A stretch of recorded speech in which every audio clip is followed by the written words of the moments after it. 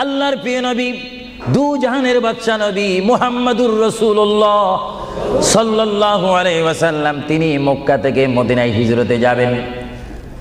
মাতৃভূমি থেকে মক্কা শরীফ থেকে তিনি মদিনাতুল মুনাওয়ারা শরীফে যাবেন।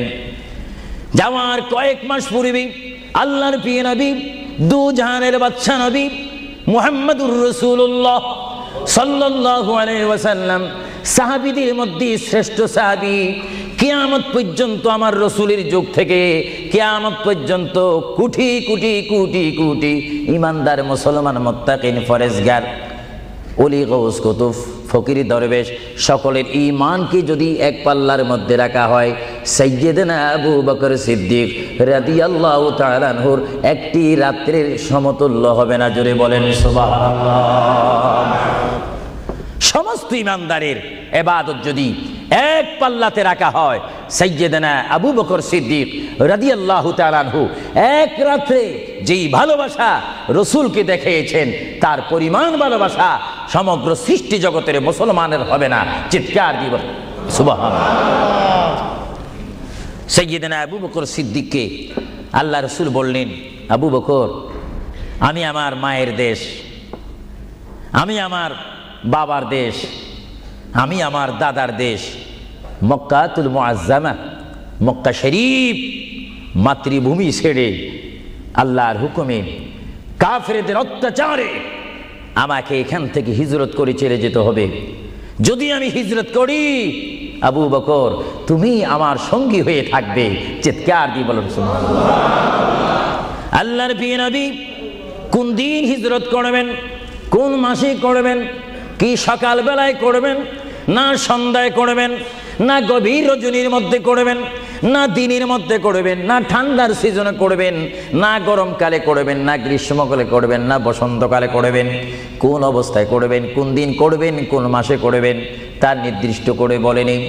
আল্লাহর প্রিয় নবী, দু জাহানের বাদশা নবী মুহাম্মাদুর রাসূলুল্লাহ হিজরত করার টাইমে সাইয়্যিদানা আলী রাদিয়াল্লাহু তাআলা আনহুকে ডাক দিয়ে বলে, আলী আমি হিজরত করব, আমি রাত্রের আধার অবস্থার মধ্যে মাতৃভূমি ছেড়ে চলে যাব। আলী তুমি আমার বিছনার মধ্যে শুয়ে থাকবে, কম্বলখানা গায়ে দিয়ে শুয়ে থাকবে। আলী কাফিররা তোমাকে মারার জন্য চেষ্টা করবে, কিন্তু তোমাকে মারতে পারবে না। আলী আমি যাওয়ার টাইমে অনেকের আমানত টাকা পয়সা আমার কাছে রয়েছে, আমি তোমার হাতের মধ্যে দিয়ে দিলাম। সকাল যখন হয়ে যাবে তুমি তাদের আমানতগুলা তাদের কাছে পৌঁছাই দিবে। এতে প্রমাণ হলো হযরত আলী যদিও নবীর বিছনার মধ্যে ঘুমিয়ে যায়, তারপর আলীকে মারা যাবে না, যেহেতু যদি আলী মরে যাইতেন আলীর নিকটে আমার নবী আমানত রাখতেন না। জোরে বলেন সুবহানাল্লাহ। আরো জোরে বলেন সুবহানাল্লাহ। তাহলে কাফেররা দে আলীকে মারতে পারবেন না, এটা নবী জানে কি জানে না? আওয়াজটা ডাউন হয়ে গেল, উচ্চ সুরে বলেন নবী জানে কি জানে না? নবীকে জানার ক্ষমতা দিয়েছেন কে? আল্লাহ।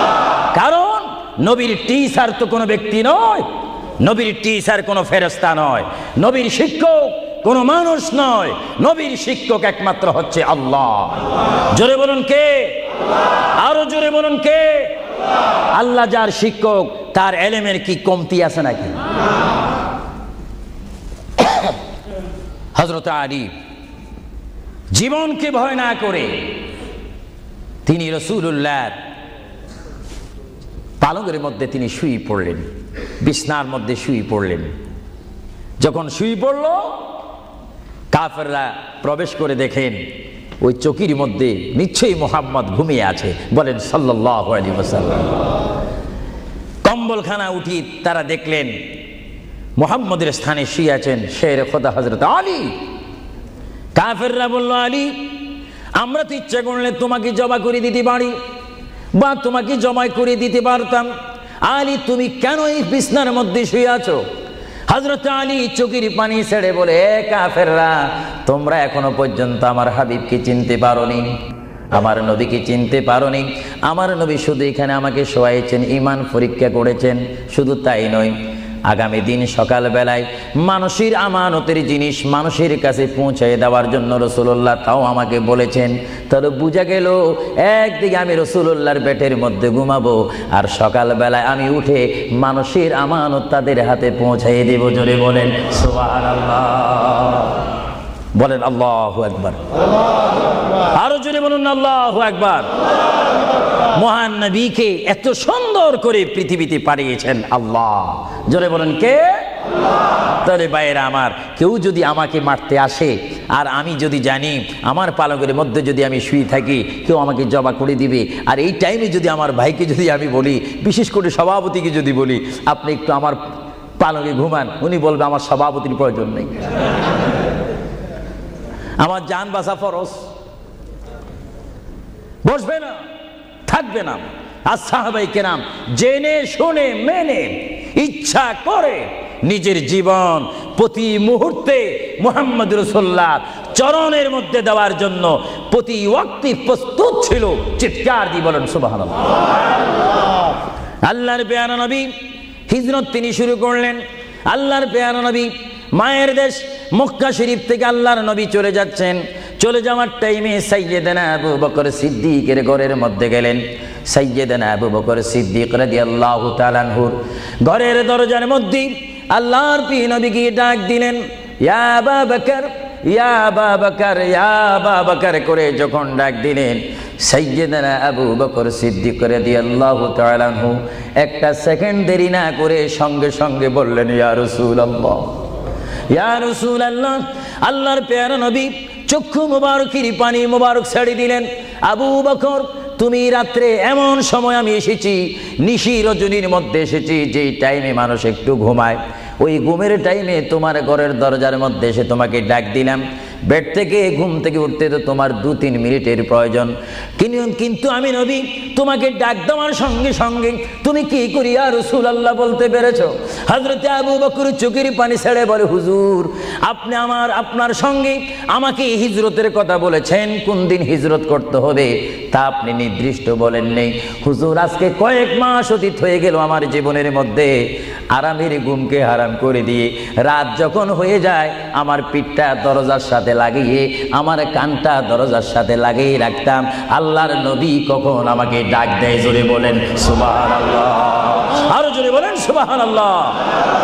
এটার নাম হচ্ছে মোহাব্বত। যারা রাসূলুল্লাহর মোহাব্বত করে তারা অবশ্যই আল্লাহর মোহাব্বত আদায় হয়ে যায়। সুবহানাল্লাহ। আপনারা বলেন রাসূলুল্লাহ কার রাসূল? আরো জোরে বলুন না, কার রাসূল?